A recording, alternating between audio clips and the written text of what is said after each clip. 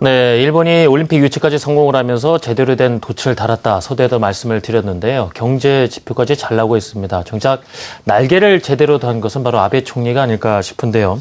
오늘 일본에 관련한 이야기 자세히 나눠보겠습니다. BS투자증권 투자전략부 홍순표 부장 나와 계십니다. 부장님 안녕하세요. 네, 안녕하세요. 예, 어제 일본 2, 4분기 GDP 성장률이 발표가 됐습니다. 미국이라든가 유로존보다 더 빠른 성장세를 보여준 수치가 발표됐다고 하는데요. 그 설명부터 부탁을 드리겠습니다. 예, 일본의 2, 4분기 GDP 성장률 연율 기준으로 보면 지난달에 발표된 속보치보다 1.2%포인트 상향된 3.8%를 기록한 것으로 나타났습니다. 지난 1, 4분기의 4.1%보다는 다소 좀 둔화된 수치이지만 일본 경제는 그림에서도 확인할 수 있듯이 작년 3, 4분기의 저점을 통과하고 꾸준히 성장세를 이어가고 있다는 판단을 충분히 해볼 수 있게 하는 결과였습니다. 더욱이 일본의 2, 4분기 GDP 성장률은 현재 일본 경제의 회복세, 성장세가 다른 주요국들에 비해서 더 빠르게 진행되고 있음을 확인할 수 있었는데요. 작년 4, 4분기 이후 미국과 유로존 경제가 매우 점진적으로 회복세를 나타내고 있는데 반해서 일본 경제는 미국과 유로존 경제보다 대략 1분기 정도 더 빠른 작년 3, 4분기 이후에 회복세를 나타내고 있고 또 회복 강도 측면에서도 더 강하게 회복세가 나타나고 있는 것으로 확인이 되고 있습니다. 예. 일본 경제가 상대적으로 더 강하게 회복세를 나타내고 있다는 점은 역시 올해 들어서 일본 증시가 주요국 증시 대비해서 훨씬 양호한 수익률을 기록할 수 있게 하는 주된 동력이 되고 있다라고 설명이 되고요.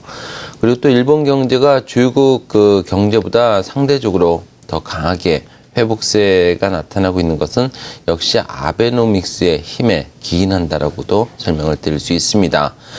사실 2007년 이후에 일본 경제는 엔화 동향과 상당히 유사하게 추이를 하고 있습니다.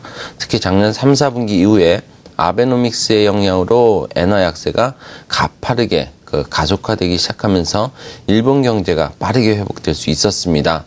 미국이 현재 양적 완화 축소를 고려를 하고 있고 이에 반해서 일본은 아베노믹스를 계속적으로 유지할 것으로 예상되기 때문에 인위적인 경기 부양에 이런 부작용들이 나타나지 않는 한 일본 경제의 성장세는 앞으로도 좀 더 지속력을 가질 것으로 전망이 되고요. 실제로 연초에 1.65%에 불과했던 일본의 3, 4분기 GDP 성장률은 1.35%포인트나 상향 조정된 3% 수준의 형성이 되어 있고요. 또 4, 4분기 GDP 성장률도 연초에 2.3%에서 현재 1.2%포인트 상향된 3.5%의 형성이 되어 있을 정도로 일본 경제에 대한 상당히 좀 긍정적인, 좀 낙관적인 시각이 계속해서 개진이 되고 있는 상황입니다. 아하.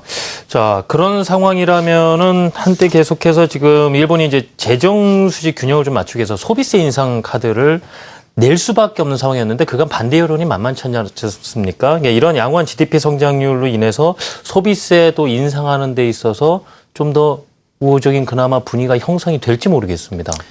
예, 일단 어제 일본 증시 같은 경우는 양호한 2, 4분기 GDP 성장률을 배경으로 해서 2% 이상 상승세를 시현을 했는데요. 예. 하지만 장중 흐름을 보게 되면은 GDP 성장률 공개 이후에 추가적인 상승이 제한되는 그런 모습이 나타나면서 일단 양호한 경제 성장률 공개로 인해서 소비세 인상이 좀 더 현실화될 수 있다는 우려감이 투자 심리에 일정 부분 좀 영향을 주었다라고 볼 수 있을 것 같습니다.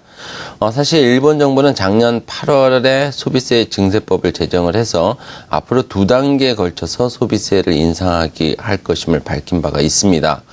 일본 정부는 현재 5%인 소비세율을 내년 4월까지 8%로 상향하고 또 오는 2015년 10월까지 10%로 인상할 계획이고요.